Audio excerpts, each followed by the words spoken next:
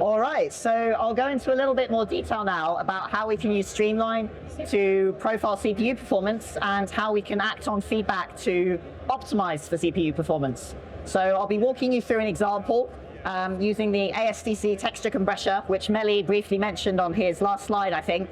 And it's a real-life example of how we can use Streamline to identify an issue and then go and solve it to make things run a bit more smoothly.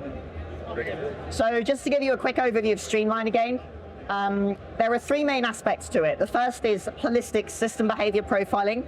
So this can show you some interactions between the CPU and GPU. It can help you identify issues like scheduling issues, for example, also bottlenecks for the GPU if the CPU is not keeping up with the workload to feed into the GPU, issues of that nature. There's also GPU profiling available with some rich sample-based performance counters. And Meli will be going into that in a little more detail in his next talk, just after I finish.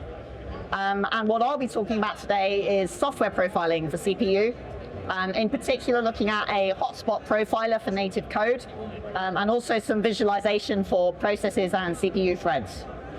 So let's get started. Whoops. Yeah, there we go. So the basic mode of operation for Streamline is a time-based sampler. So this means you choose a constant frequency. The default is 1 kilohertz.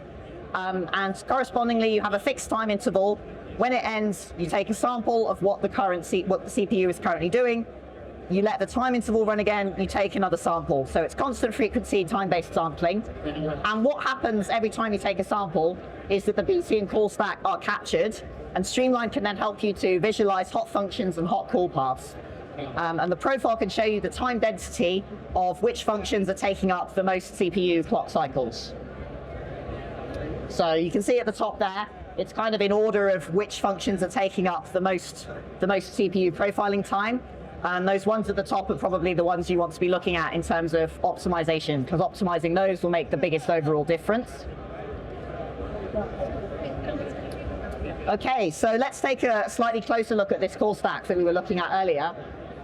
So there's either a thread call stack with kind of a child-parent type of hierarchy, where you can see each process and the kind of the sub-processes within it. And in that case, the sample time percentage will show you for the item itself and also for all of its child items lower down in the hierarchy. Or alternatively, you can just get a more straightforward view where you just see for itself what is the total number of samples as a percentage of the whole samples captured. So in this case, we can see the compression workload takes up 12.82% of the total runtime, which is quite high. That's quite a significant workload of the total. So we can also use Streamline in an event-based sampling mode. So in this case, instead of sampling at a constant frequency, we sample every n hardware events. So when I say hardware events, what I mean are things like front-end stalls, branch mispredicts, and also L1 or L2 cache misses. So I might be sampling every 1,000 branch mispredicts and then attributing what function caused this branch mispredict. So in this case, the profile shows event density. So how many branch mispredicts events are attributed to each function rather than how much time is taken up by each function. So let's triage the function that we were profiling, which is the part of the ASTC texture compressor. And in this case, it's the compute averages and directions of 3 components of RGB. So across a grid, it's showing what is the average direction of the data of the colors of RGB. And this particular function is taking up 12.11% of time-based samples. So that's quite high. As a rule of thumb, you want to be looking in more detail at any function taking up more than 2%, because that's considered a significant workload. So let's look at the code for that function that we just identified as a possible candidate for optimization.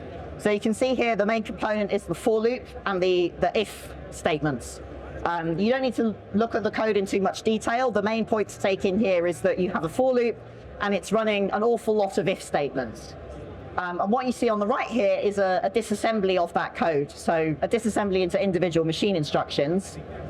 And what's relevant to look at here is that we can Streamline can attribute how much time is being taken up by each of these disassembled code instructions. But it's not completely 100% accurate because the sampling itself takes a little bit of time. So you end up with SCID, where just after the significant instructions, you get a big percentage increase. So let's take a closer look at these. You can see that after the first two branches, there's then a big jump in the amount of time percentage taken up by the next one, according to Streamline. But what we're really looking at is the one immediately upstream of that because of the SCID. So this strongly suggests that it's these branches that are causing some kind of performance-related issue for the function. So this function is taking up 12% of time, but if we sample by event-based sampling using branch mispredicts, it's 33 of the total branch mispredicts for this code are attributed to this function, even though it's only 12% of runtime. So that's really high, and it suggests that there's some kind of performance-related problem with those if statements. So let's look at solving this. The problem is that if you're compressing a texture and you're computing the average direction that things are moving across the texture in terms of color differences, there's no pattern to that. It's random. Your texture could be anything. Let's assume it's not, literally a pattern like a checkerboard. It's just going to be random. So what's happening here is that the CPU is computing these if statements, and there's no easy pattern for the branch predictor of the CPU to learn, and therefore we're just getting lots and lots of branch mispredictions, which is causing a slowdown. So to kind of get around this, what we can use is an approach called neon conditional selection, where the CPU actually computes both possible outcomes of the if statement, so true and false, and then selects the correct one. And actually, in this case, it's faster. So let's see how much faster it really is. So just to recap before, we had this function taking up 12% of the total run time, and 33% of the total branch mispredicts in the CPU were attributed to this function. After optimizing, we can see that the run time attributed to this function has gone down to around 7.5%. So in terms of absolute time taken to run this particular function, that's a significant decrease. It's decreased by nearly a third. And event-based sampling is even better. We can see that we used to attribute more than 33% of total branch mispredicts. Now we're only attributing 8.95. So 8.95 is much more in line with the total runtime, and clearly that issue has now been resolved for this function, and we can see that using the Streamline profiler. So your feedback on Streamline profiler and the other tools within the ARM Performance Studio suite is very much welcome.